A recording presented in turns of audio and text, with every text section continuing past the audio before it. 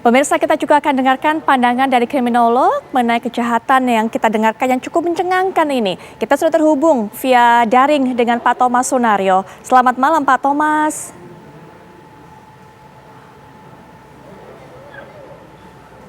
Selamat malam Pak Thomas. Selamat malam Mbak Putri. Baik, Ya. Pak Thomas, ini kan kasusnya betul-betul membuat kita semua terkaget-kaget, membuat kita semua terbelalak matanya. Jadi bukan hanya satu kasus yang terbuka, malah kemudian membuka kasus-kasus lainnya dan total begitu banyak korbannya 9 orang. Tapi kemudian yang bikin kita bertanya-tanya Pak, ini karena untuk bisa memenuhi maksudnya, niat jahatnya begitu, apa yang dituju, nggak pandang bulu korbannya. Anaknya, istrinya, mertuanya, bahkan juga semua dihabisi nyawanya, Pak Thomas. Iya, kalau yang saya dengarkan pertama motifnya ini adalah ekonomi ya, atau ingin menguasai harta korban ya, dengan melakukan cara-cara yang menggunakan semacam supernatural gitu ya, katakanlah semacam seorang ahli ya, orang pintar gitu ya, dukun, dia menjanjikan akan bisa semacam memberikan uang yang ini ya. Nah, saya kalau melihat korbannya sudah cukup banyak, maka kejadian ini sudah lama berlangsung ya, sehingga tidak pertama kali dia melakukan ini, dan dia kemudian juga semacam mengembangkan ya pola kejahatan itu dengan menggunakan beberapa orang ya. Jadi ini semacam kelompok ya, dan kelompok ini. Nah, makanya dia juga sudah mempersiapkan kira-kira siapa yang bisa ya, mudah ya dijadikan korban ya, melalui cara-cara yang dia gunakan itu, Mbak. Ya. Baik, mudah untuk dijadikan korban. Artinya kasus ini juga membuat kita belajar Pak Thomas bahwa ternyata orang yang bisa menyakiti kita itu justru orang terdekat kita sendiri, keluarga kita sendiri. Tidak bisa dipungkiri itu Pak Thomas. Betul ya. Dan katakanlah orang-orang yang berperilaku jahat itu dalam kehidupan sendiri dia tidak menunjukkan bahwa dia itu orang-orang jahat ya. Mungkin perilakunya dengan orang-orang lain ya seperti masyarakat yang biasa ya.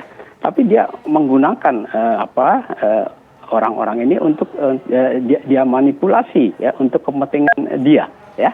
Yang dalam hal ini untuk memenuhi kebutuhannya sehari-hari ya, dan dengan cara-cara yang diungkapkan oleh polisi ya, dia menipu ya, dan sampai juga dengan membunuh itu ya ini.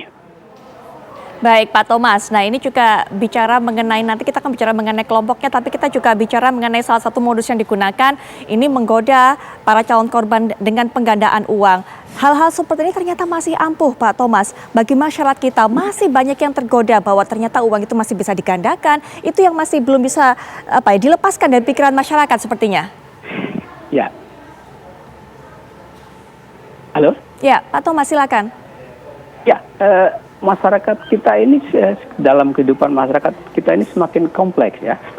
Kalau kita runut ke belakang, peradaban manusia, perkembangan masyarakat itu yang pertama dia berpedoman pada apa yang disebut sebagai semacam animisme ya. Animisme itu ada orang yang bisa menjanjikan sesuatu ya dengan hal-hal yang bersifatnya gaib ya. Lalu perkembangan yang kemudian adalah orang berpedoman pada agama ya ini ya. Kemudian agama menganjurkan bahwa kita menggunakan akal ya. Lalu muncullah ilmu pengetahuan dan teknologi ya.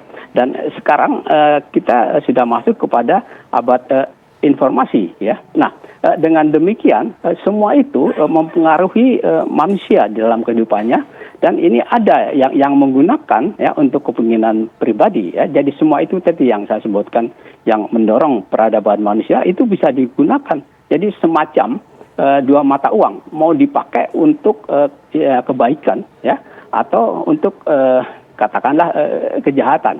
Tergantung siapa yang menggunakannya, agama, ya, ilmu pengetahuan, informasi, teknologi. Ini sekarang juga kita harus melihat plus minusnya itu akan digunakan untuk apa. Dan ini yang terjadi di dalam masyarakat kita, ya, bahwa kebutuhan manusia itu semakin meningkat, ya. Dan saya pikir dari kedua pelaku maupun korban, motivasinya adalah bahwa sekarang ini uang ini sangat menjadi bagian yang penting dalam kehidupan memenuhi kebutuhan manusia. Ini yang perlu kita sadari. Baik, Pak Thomas, juga bagaimana melihat hubungan antara para pelaku ini, terutama antara Wawon dengan Solihin atau Duloh, karena pihak polisian juga memberikan informasi bahwa kemudian dibagi tugasnya. Wawon ini kemudian bertugas untuk mencari korban, nah kemudian Duloh ini yang memanipulasi mereka, mengiming-imingi adanya penggandaan uang untuk para korban ini. Ya, kemudian kan tadi sudah saya katakan ini berkembang sebagai suatu kelompok, ya. Maka dalam kelompok sekecil apapun, ya, misalnya kita membuka warung dan sebagainya, itu kan ada pembagian kerja, ya. Kamu memasak, ya, kamu mencuci piring, ya. Dan di dalam kejahatan juga demikian, ya. Ada yang memata-matai siapa yang calon-calon korbannya, ya. Lalu bagaimana melihat situasi aman, ya, dan sebagainya gitu. Jadi mereka juga bukan orang yang katakanlah tidak mengetahui teknik-teknik atau strategi untuk melakukan kegiatannya. Baik, Pak Thomas Sunaryo, terima kasih Pak Thomas sudah meluangkan waktunya di akhir pekan ini untuk bisa memberikan pandangannya mengenai kasus ini kepada kami. Selamat malam Pak, selamat berlibur kembali.